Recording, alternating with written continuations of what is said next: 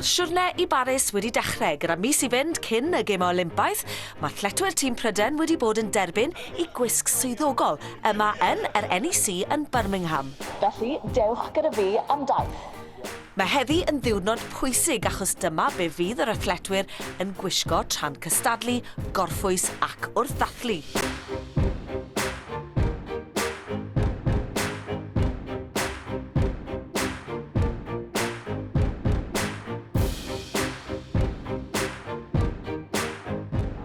Dyma lle mae'r athletwyr yn cael trial I gwisg swyddogol nhw mlaen am y tro cyntaf, felly pwysig iawn bod y seis yn gywir.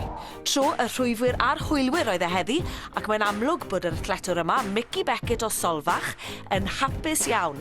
Dyma'r tro cyntaf iddo fe gystadlu mewn Gemau Olympaidd, yn un o hwylwyr gorau'r byd, mae ganddo fe gyfle da iawn I ennill medal.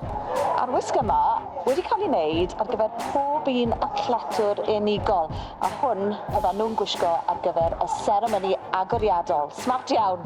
A'r seremoni honno'n cael ei chynnal ar Orffennaf 26, a'r cyfan yn digwydd ar Afon Sen, sy'n rhedeg reit drwy ganol Paris. Dyma'r wisg amryw fyddan nhw'n gwisgo ar ddiwedd y seremoni a y ceryn pedr yn amlwg iawn.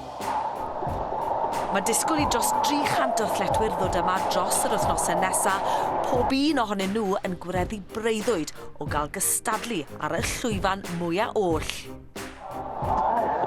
A dyma ni, diwedd ein taith arbennig ni, felly ymlaen â ni I Baris. Edrych mlaen!